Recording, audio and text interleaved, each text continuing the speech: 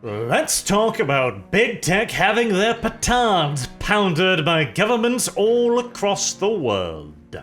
First Germany with 100,000 euros fine, and then France with a 425 million pounds fine. Oh yes, the arse cheeks of Google right now are both red and sore, and make no mistake about it. This is a good thing, a very good thing, and like all good spankings, it's one that Google has brought onto their own doorstep, through nobody else's but their own actions. However, as I keep reiterating whenever this point arises, because it is goddamn important, and the reason why we're going to talk about it today, when one side is actively and maliciously screwing you over, you have to deal with that one before you can deal with the other side, which only maybe might screw you at some point in the future. Sadly though, as soon as you can think that thought, some dun-da-dun ignoramus like Diane Abbott will roll right on into the room in a brown shirt and a silly mustache before explaining why she thinks that big tech just isn't going far enough.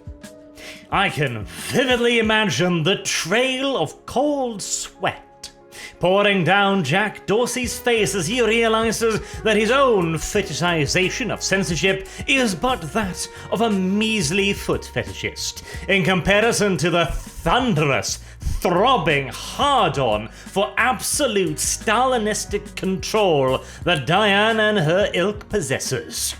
Not enough to just ban and derank people, they say. Oh, no. We need to know their names, their addresses. After all, how else do you expect us to send people with guns and sticks to their houses, should they ever be so silly as to say something online that the elites take umbrage at?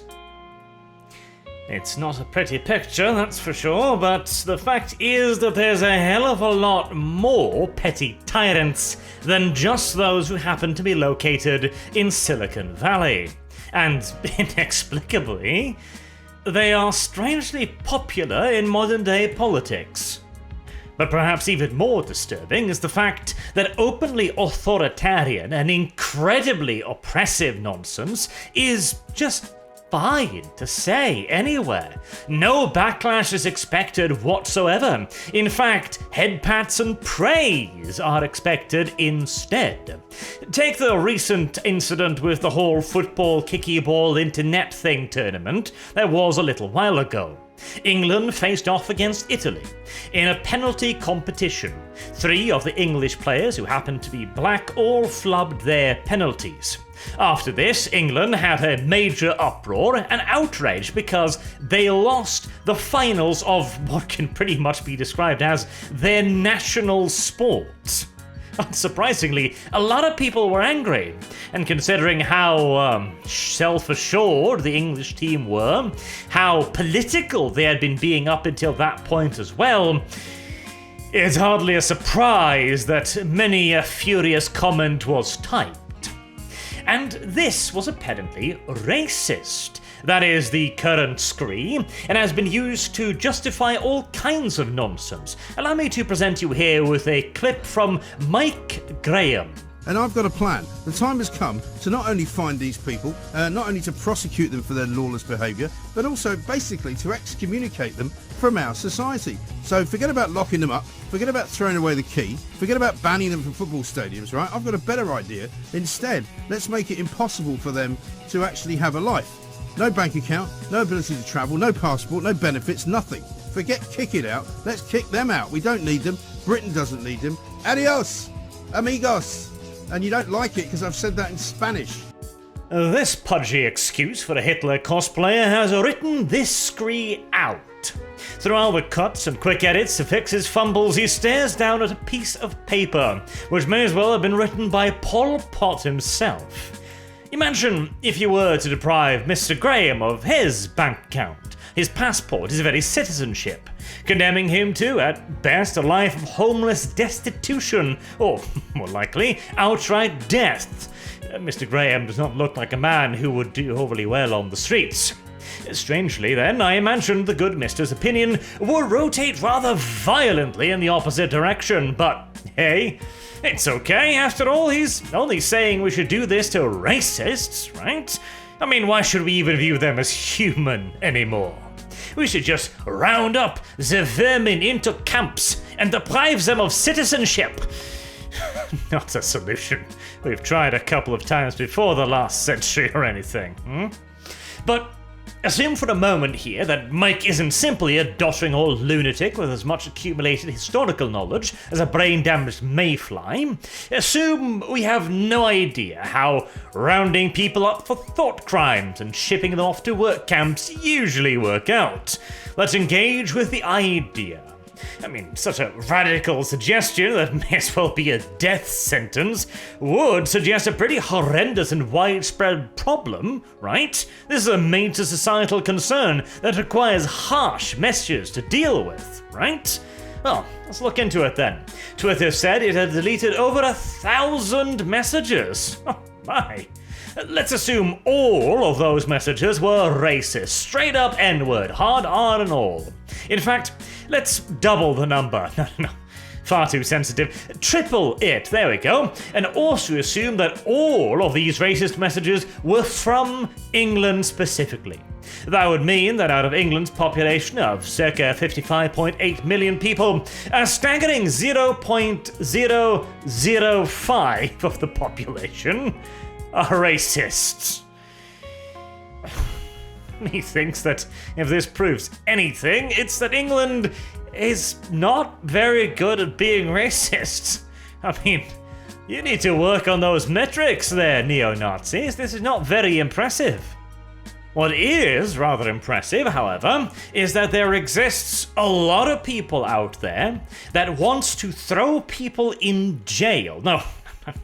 That's far too lenient. We're not talking about jail here. We are talking about unpersoning people. We are talking about throwing them out on the street. In all due honesty, we are probably talking about straight up killing them here.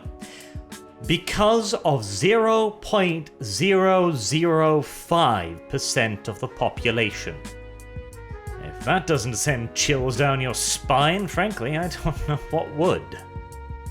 And it is one hell of a reminder that we're not just opposed to the social media companies in all of this. The struggle against online censorship is not by any stretch of the imagination limited to Facebook, Twitter, Google, YouTube, etc. These are products of a far wider societal ill. And just like with big tech, the ones who want this kind of power, the ones that simply can't come up with a punishment harsh enough for whatever problem of the week that they are struggling so dearly with, they don't need a good excuse. All they need is a excuse. No matter how small, no matter how many zeros you have to add on behind the dot, so long as there is something, at least vaguely resembling a problem, they can find a way to turn it into the most extreme solution imaginable. The good news is that, in a way, this is easier to deal with than big tech censorship, and in another, far more difficult. On the one hand, unlike with Google or any of those little bastards, you actually have direct power over the people making many of these decisions. Right now, for example, if you live in the UK, Boris Johnson must have been one hell of a disappointment. I genuinely don't know what happened to the energetic Brexiteer Boris, since ever since he's actually gotten into office, he seems to essentially be Labour except a slightly heavier foot on the brake. He hasn't tossed the car into reverse or anything like that, he's just slowing down the march of progress ever so slightly. But the downside is, of course, that whilst you have the power to vote and should exercise it whenever possible in both local and national elections, remember, you live in a democracy, hopefully. And if you want to continue living in one, you'd best exercise your right at every opportunity. The problem is that the pessimist in me seems to think that the entirety of Earth has been occupied by a species of troglodytes these days. Oh, they look human, and they occasionally make noises that could pass for a semblance of humanity on occasion, but they are still fairly easy to pick out by the little blue check marks next to their names. And I tell you, if we absolutely have to start sewing icons onto people's jackets again, which seems to be the direction in which we're going, please, let it be the blue check mark. At least then I'll know they're being discriminated against for a reason, eh? I'm joking, of course, though I will say, if we had a rule that said that every time you suggest something should be done to your opposition, if you had to suffer through it first for a period, I think we'd see a lot less of this strangeness.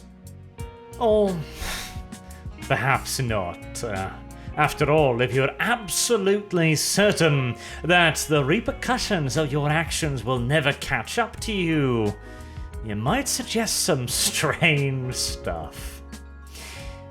Incidentally, enjoy this little clip right here at the end. It's no longer just about who gets to vote or making it easier for eligible voters to vote. It's about who gets to count the vote. Who gets to count whether or not your vote counted at all.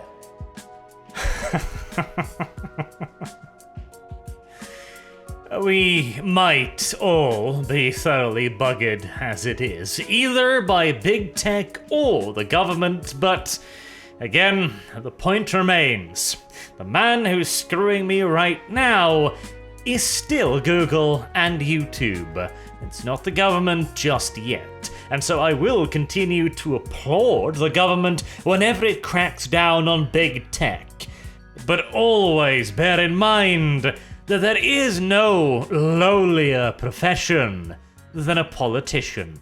Till next time, I've been Arch. Thank you all very much for listening, and I hope to see you all again soon. Have a good day.